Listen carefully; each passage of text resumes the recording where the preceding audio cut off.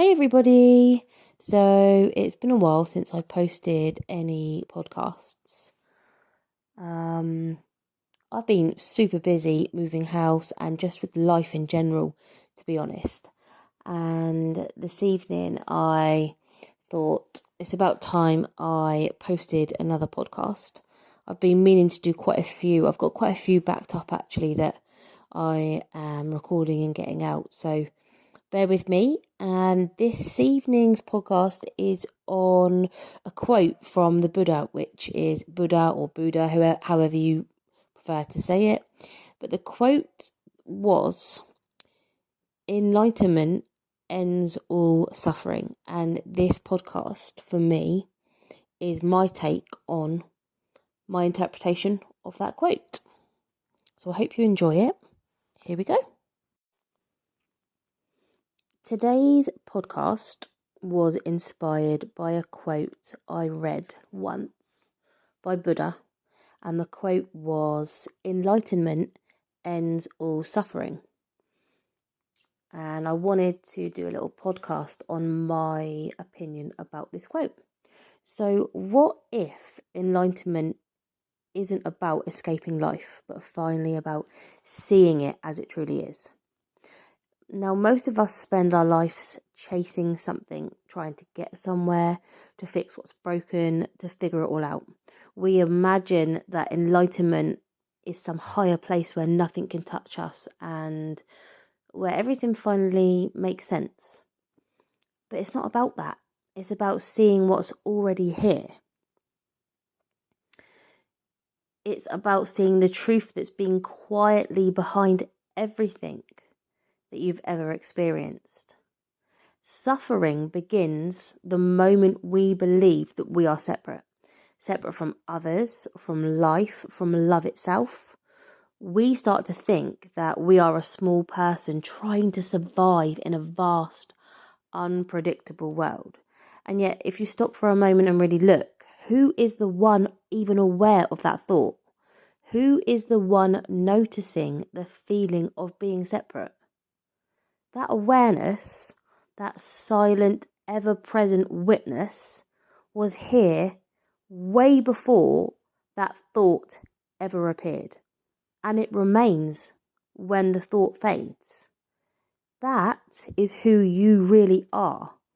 Not something outside of the human story, but the very essence expressing itself as the story.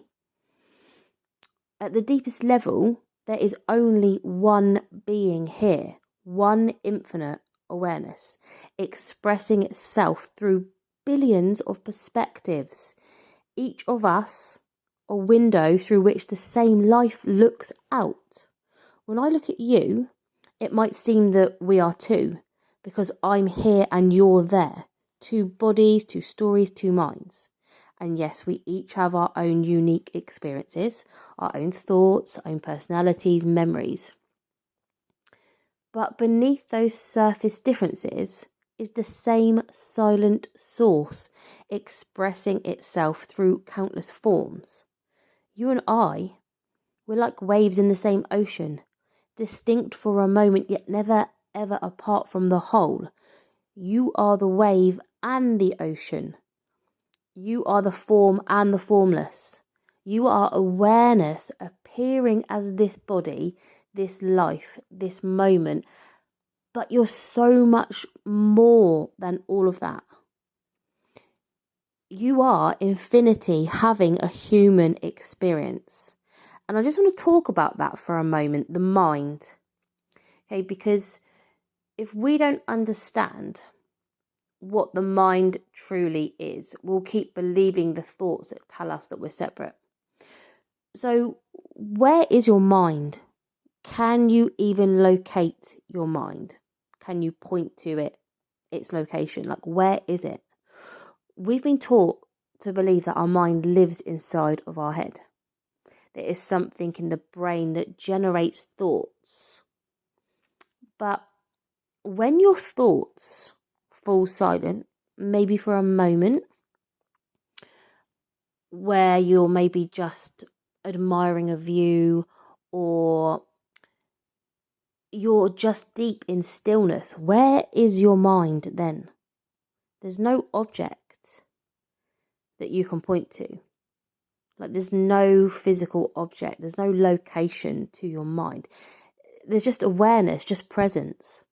And that's because your mind, it isn't a thing. It doesn't sit inside you. It doesn't have edges or form.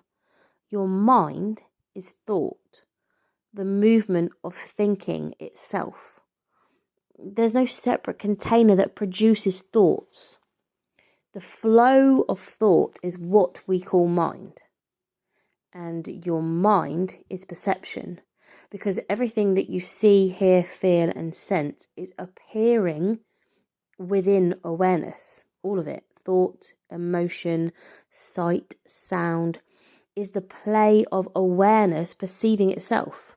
So the mind is just a word that we use to describe the movement of thought and perception within the infinite awareness that you already are.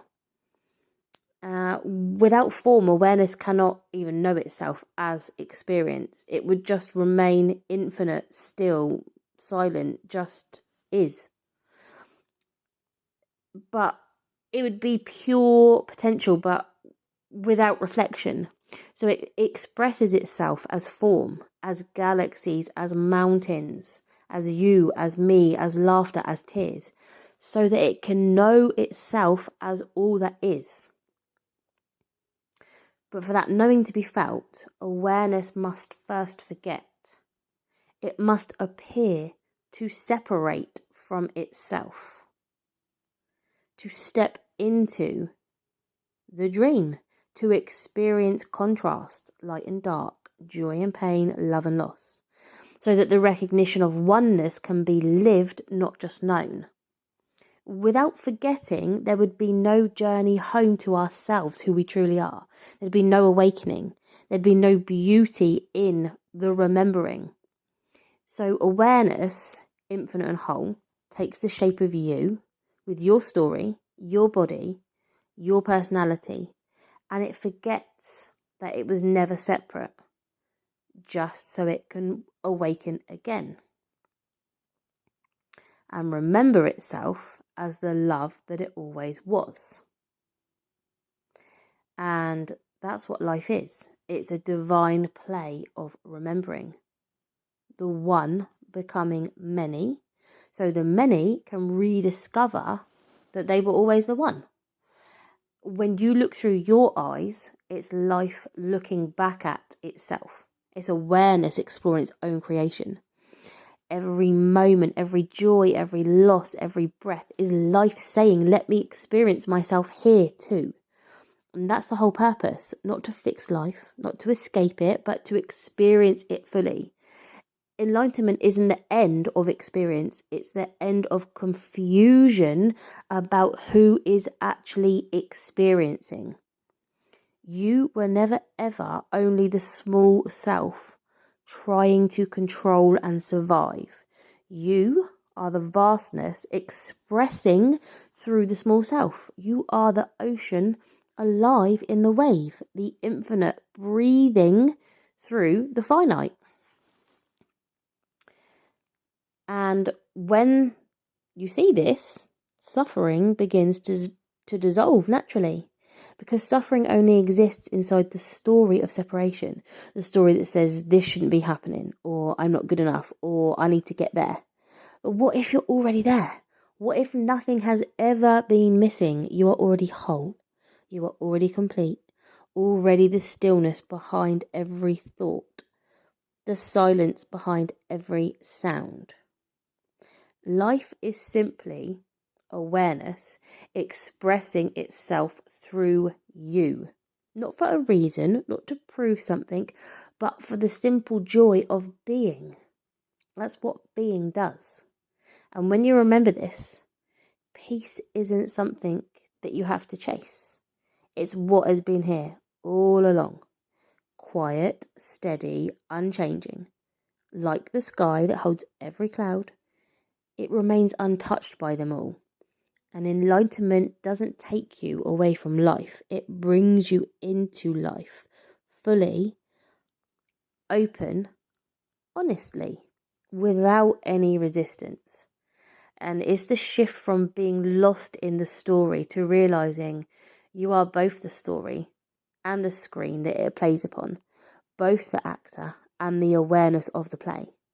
And from that recognition, suffering ends, not because circumstances change, but because you remember the truth that you were never anything less than the infinite expressing itself as a you, simply for the joy of knowing itself. So that's it for today's episode. Thank you for tuning in to Beyond the Illusion, the Talk. I hope it gave you some clarity. And remember, reality isn't something happening to you, it's something unfolding through you. Keep questioning, keep awakening, and keep remembering who you truly are. Until next time, I'm Gemma, and this is Beyond the Illusion.